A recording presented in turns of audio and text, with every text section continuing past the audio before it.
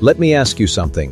What if the biggest mistake most people make every spring is not what they plant, but how they think about planting? Because every year, as winter fades across Canada and America, people rush outside with the same mindset. They grab seeds, dig the soil, plant a few crops, and hope something grows. And when the harvest comes, it is often small, inconsistent, and disappointing. Not because the soil failed, but because the strategy was never there to begin with. Spring is not just about planting. Spring is about positioning. What you do in these first few weeks determines whether your garden struggles, or whether it quietly begins producing real food, real nutrition, and real value for your household. And here is the truth most people never hear. Most people plant wrong in spring. They plant too late, or they plant the wrong crops, or they leave their soil unprepared, or they treat every square foot the same, and all of those small mistakes add up, because the soil responds to knowledge, not effort alone. Now think about this for a moment. If two people have the same size garden, the same sunlight, and the same season, why does one person harvest baskets of food, while the other barely fills a bowl? The answer is not luck. The answer is understanding. Understanding what to plant, when to plant, how to use the soil, and how to build a system, instead of just planting randomly.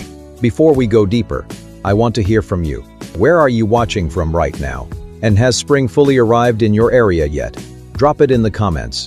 Some of you are still dealing with cold mornings. Others already have workable soil. But that difference matters, because timing is everything in this season. Now let us start with the first mistake most people make. They wait too long. They assume spring begins when the weather feels warm. But the soil does not follow feelings. It follows temperature and conditions. Many crops are designed to grow in cool soil. They are built for early starts. And when you delay planting those crops, you shorten their productive window. That means less food, less value, less return from the same piece of land. This is why experienced growers move early. They do not wait for perfect weather. They watch the soil, because the soil tells the truth. And when the soil is ready, the wise gardener moves. Now here is a quick question. Which of these crops prefers cooler soil and can be planted early? A. Tomatoes. B. Spinach. C. Peppers. Take a guess and drop your answer in the comments. Because understanding that one detail can give you a 2 to 3 week advantage in your growing season. And that advantage turns into earlier harvests. Earlier harvests turn into more total food. And more food turns into something very practical. Lower grocery bills. That is how this connects to real life. Now the second mistake most people make is even more important. They plant without preparing the soil. They dig, they plant, and they expect results from soil that has not been fed, not been loosened, and not been supported. But here is something you need to understand. Soil is not just dirt. Soil is alive. Healthy soil contains microorganisms, organic matter, air pockets, moisture balance, all working together to support plant growth. When soil is compacted, dry, or depleted, plants struggle. When soil is loose, rich, and active, plants thrive. That difference alone can double your harvest. And this is where many gardeners miss the opportunity. Instead of feeding the soil, they focus only on the plant. But strong plants come from strong soil, always. That's why compost matters. That is why organic matter matters. That is why soil structure matters. Because when the soil improves, everything above it improves. And that is the beginning of real abundance.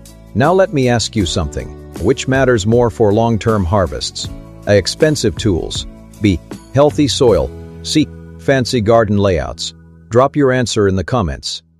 Because this one question separates casual gardening from serious growing.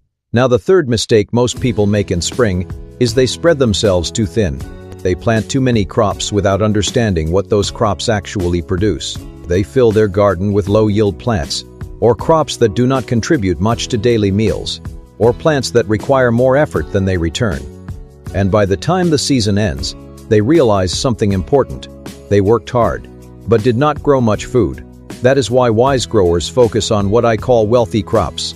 Crops that produce real nutrition, real volume, real usefulness. Crops that show up in your kitchen again and again, not just once, because a garden should support your life, not just decorate your yard. Now imagine this. Instead of planting randomly, you choose crops that produce heavily, grow well in your climate. Feed your family consistently. Use space efficiently. Suddenly, the same garden becomes something very different. It becomes productive. And when productivity increases, something powerful happens. Confidence grows. Because now you see results. Now here is something to think about. If one crop gives you 1 meal, but another crop gives you 10 meals, which one is truly valuable? The one that looks good. B. The one that produces more food. C. The one that grows fastest. Drop your answer in the comments, because this is how experienced growers think. They measure value by output, not appearance. Now the fourth mistake most people make is they leave space unused. Empty soil is one of the biggest missed opportunities in a garden.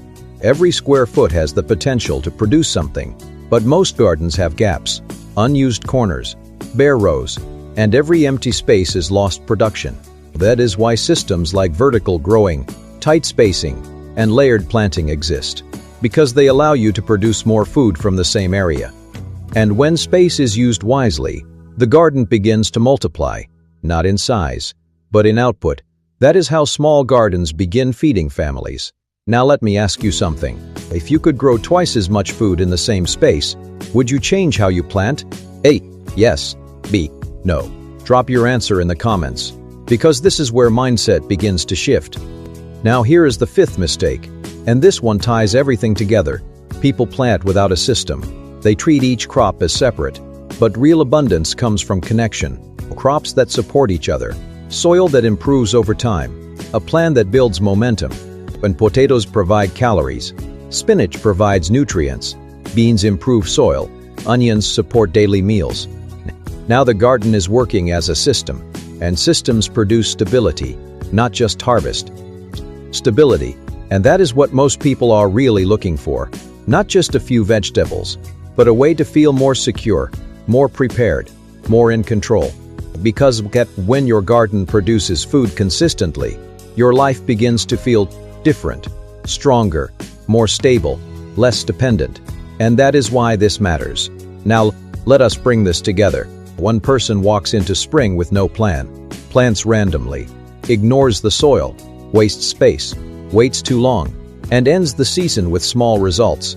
Another person walks into spring with understanding, plants early, builds the soil, chooses high-value crops, uses space wisely, builds a system, and ends the season with abundance. Same season, same land, different result. Because knowledge changes everything. And here is the part I want you to remember. The soil beneath your feet is not empty. It is waiting for the right crops, the right timing, the right understanding. Because when those things come together, the soil responds. And when the soil responds, life grows, food grows, strength grows. And what started as a simple garden becomes something much more powerful, a source of health, a source of stability, a source of real, everyday wealth. So this spring, do not just plant, plant with purpose. Remember, wealthy foods lead to health, strength, and peace of mind. Thank you for watching, and do not forget to subscribe for more practical wisdom and simple methods to help you grow abundance right where you are. Until next time, keep growing.